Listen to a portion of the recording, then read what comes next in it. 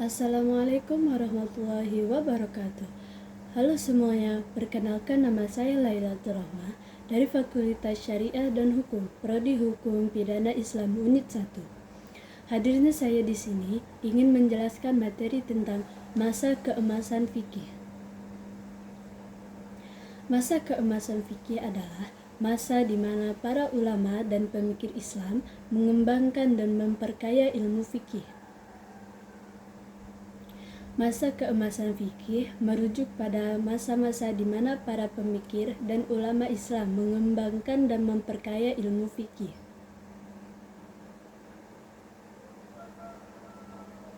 Masa keemasan fikih terjadi pada abad kedua hingga abad keempat Hijriah, di mana terjadi perkembangan pesat dalam ilmu fikih dan munculnya berbagai mazhab seperti mazhab Maliki, mazhab Hanafi, mazhab Syafi'i, dan mazhab Hambali.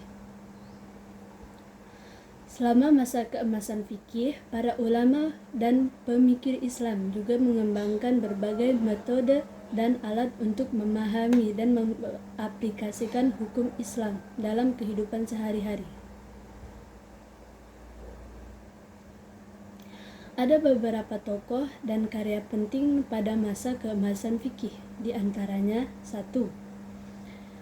Imam Malik bin Anas, penulis kitab Al-Muwatta yang menjadi rujukan utama dalam fikih Maliki.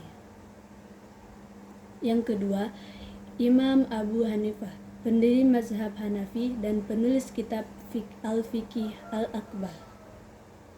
Yang ketiga, ada Imam Syafi'i, pendiri mazhab Syafi'i dan penulis kitab Al-Risalah. Yang keempat, Imam Ahmad bin Hanbal, pendiri mazhab Hambali dan penulis kitab Al-Musnad. 5. Imam Al-Bukhari, penulis kitab Al-Jami' Al-Sahih yang menjadi salah satu kitab hadis paling terkenal dan dihormati. Nah, karya-karya tersebut memiliki pengaruh besar dalam pengembangan ilmu fikih dan menjadi rujukan utama dalam memahami hukum Islam. Pada keemasan fikih, pola dan sistematika penulisan kitab-kitab fikih didasarkan pada metode pengumpulan hadis dan penyusunan kaidah-kaidah hukum Islam.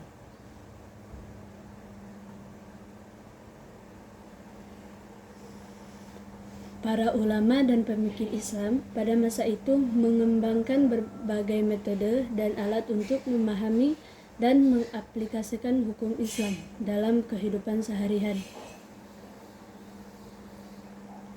Salah satu metode yang digunakan adalah yaitu mode istinbat, yaitu mengeluarkan hukum dari sumber Islam yang ada.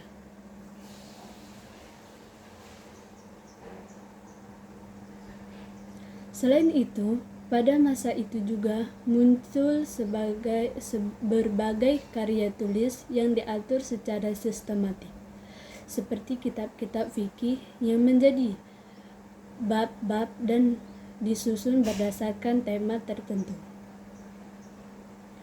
Maka kesimpulannya adalah bahwa pada masa keemasan fikih, perkembangan pesat dalam ilmu fikih dan munculnya berbagai mazhab fikih seperti mazhab Hanafi, Maliki, Hambali, dan Syafi'i. Selama masa keemasan fikih, para ulama dan pemikir Islam juga mengembangkan berbagai metode dan alat untuk memahami dan mengaplikasikan hukum Islam dalam kehidupan sehari-hari. Karya-karya tersebut memiliki pengaruh yang besar dalam pengembangan ilmu fikih dan menjadi rujukan utama dalam memahami hukum Islam. Mungkin sekian dari saya. Apabila video di atas banyak kesalahan, itu datanya dari saya sendiri, namanya juga manusia gimana ya. Sekian dari saya Lailatul Rahmah, pamit undur diri. Wassalamualaikum warahmatullahi wabarakatuh.